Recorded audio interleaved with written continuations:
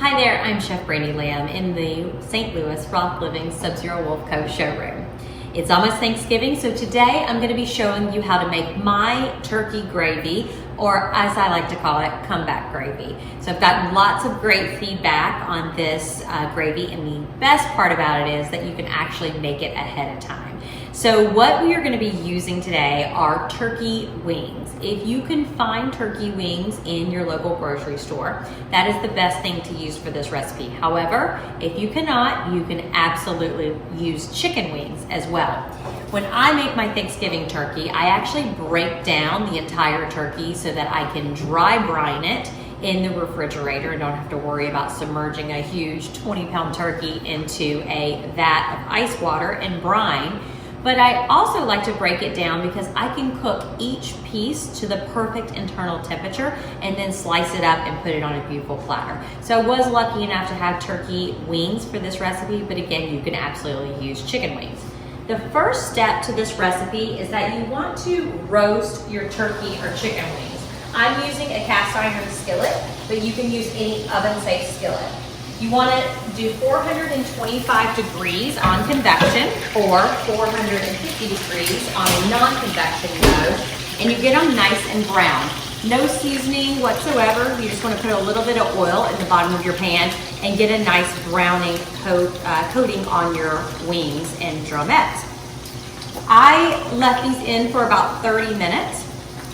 To this, I'm going to add my aromatics. This is where all the flavor from your gravy comes from. And you do not have to be pretty and perfect about this because everything's going to get strained out in the end. So I have a couple of heads of garlic that I've just cut in half, so I'm going to toss those into my pan. So again, we're just roasting all these flavors, all these ingredients to extract the flavors for that gravy. Took some large shallots, just no peel taken off. You just throw those right into your pan. And I have some thick sliced ginger. Again, you don't have to peel this. So this is gonna add that really nice spice to our gravy. Obviously, our shallots, our nice sweet onion there, our garlic, our flavor there, and then we're putting in mushrooms.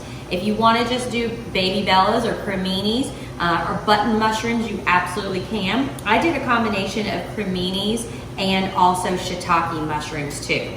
The mushrooms are gonna give us that umami flavor in our gravy. So I'm just gonna toss those in too. And these can just be torn into bite-sized pieces. So again, they don't need to be chopped. You don't even have to pull out, besides cutting everything in half, you don't have to pull out a knife and do some chopping here. So I'm gonna throw that in. I'm gonna toss in a little more oil. You can use olive oil here, you can use canola oil, you can use vegetable oil, it does not matter. These are gonna go back into the oven and we're gonna roast again for another 30 minutes, 30 to 45 minutes. Okay, we are back. We've been roasting our turkey wings and all of our aromatics in the super hot oven, extracting all of those flavors. So I'm gonna bring them out and show you where we're at. So beautiful, all of them have gotten nice and brown, so it's releasing all their natural oils and sugars and really building the flavor base for our gravy. So the next thing we're gonna do is actually turn this on medium heat because we still want the heat to go as we deglaze the pan. So deglazing, there's some fond, some browning that has occurred on the bottom of this pan while it's roasting. So what we wanna do is take that fond or that browning that's occurred on the bottom and we wanna release that because we want that flavor in our gravy as well. So I just have a little bit of sherry. Sherry is just fortified wine, fortified with brandy. If you don't have sherry, that's okay. You can always use like a Spanish white wine as well. So the thing about sherry is it has a little bit of sweetness and has a little bit of acidity too, so we're getting all of those flavors in here. And then you just want to take a wooden spatula, see the fond on the bottom of the pan, and you want to use that sherry or that liquid or that white wine. You could even use a little bit of stock here if you don't want to use any alcohol. And you were scraping that fond off of the pan. We have that heat on to cook off any of that alcohol that's in. We just really want the flavor of that sherry and not that astringent alcohol flavor. So anytime you're cooking with alcohol, go ahead, cook off the alcohol part so you're left with that great flavor. So what we are gonna do with this, while that continues to reduce a bit on our medium, is I have some turkey stock. So you can use turkey stock for this, absolutely, store-bought's okay. When I broke down my turkey, I used the carcass of it and made turkey stock. You can have about 6 cups here, and just keep in mind it seems like a lot, but it's gonna reduce down. So I'm using turkey stock. You want it nice and warm, so it's been hanging out on my simmer feature on my Wolf dual stack burner. So that alcohol, I'm not smelling it anymore coming off of my pan. So now it's time to transfer everything into our stock. So I'm gonna start with our turkey pieces first, since they are so big. And I'm gonna get those into our stock. And then I'm gonna continue with all of my aromatics. So I'm gonna come in here with my onions, my garlic, my mushrooms, my ginger, all of that. And what we are gonna do is we're gonna throw in some fresh herbs. So when you're making recipes, you always wanna think about all of your flavor profiles, a little bit of sweetness, a little bit of fat, a little bit of acidity, and freshness from those herbs. So I'm using some flat leaf parsley. The best part about this recipe is that you can actually save the stems from herbs instead of using up the flower or the leaf part. You can actually just save and I'm gonna pour the rest of this in too, because we again want all of those flavors. And then I am using the stems of parsley because I'm gonna use the tops to garnish with later. And these stems have tons of flavor. So we're gonna throw those in. Again, just a rough chop because everything's gonna come out in the end. What I'm gonna do is I'm gonna bring this to a boil to get it up to temperature. I'm gonna reduce it to simmer, and we're gonna simmer for about 30 or 45 minutes. Ideally, we want this reduced by about half. And then I'm gonna show you, we're gonna make a quick roux, we're gonna strain everything out, and we're gonna, okay, so we have reached the point where we are ready to add our roux. And I have a beautiful color on this. So it has been boiling and reducing down and reducing down. And you can see that beautiful brown color there.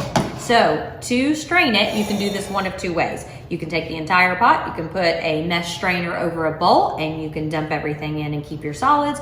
Or you can go through with a spider and remove everything that way. So I'm just gonna take my wings out. I've been asked before, can you repurpose these wings? Quite frankly, we have extracted every bit of flavor from them, so it would be very hard to get anything else out. So I never really reuse them for anything. And then I'm just gonna come through with my spider, tilt my pan to the side, and kind of squeeze everything out and collect all of my solids. This will save you, an extra step maybe of dumping everything out. So I'm gonna finish this. And then to this, we're gonna add a roux. So all a roux is flour and a little bit of fat, usually butter. If you are if you're gluten-free, have someone that's celiac, you can always use cornstarch instead of the flour. So I want to show you this color that we have gotten on this beautiful, beautiful gravy. So as you can see, it's reduced down a whole lot. I'm gonna take my flour and my butter and just press that together to combine. I'm gonna turn my heat back on because anytime you're adding flour to something, you don't want that flour flavor. We want to cook that flour flavor out. So I'm probably not, based on the amount of liquid I have in there, I'm probably not going to use all of this.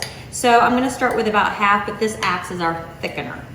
And so it's coming back up to a simmer there. And I'm going to put about half of this in. And what you want to do is make sure you whisk that really, really well so that we get out all of those clumps. And I have this about medium low, so not super high. And what you want to do when you're adding a roux is add a little bit, whisk it in, fully incorporate it, and then see where you're at. See where you're thickening it. You can always fix this though. If you have too much thickener and it's too thick, add some hot stock back in and loosen it up. If it's too loose, then add some more roux. So you can do that either way. So what you want to do is just, again, we're going to simmer this for like another 10 or 12 minutes. We're going to see where we're at. I'm probably going to add just a little more roux to that. And then right before you serve it, you want to add about 2 teaspoons of sherry vinegar. So sherry vinegar is sherry, what we use to deglaze the pan, but the alcohol has been allowed to turn into vinegar. So I love using sherry vinegar because that's a really wonderful earthy flavor, but you can absolutely use white wine vinegar or red wine vinegar in this too. I would just use a little less because it's a little astringent.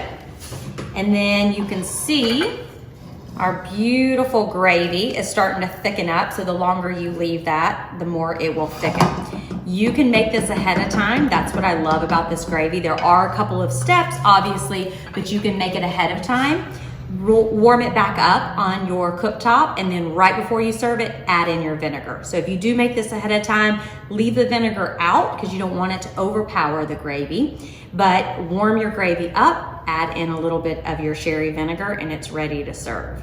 So I hope you enjoy the holidays with your family, and please visit the Rock Living YouTube channel for more recipes, tips, tricks, and appliance videos.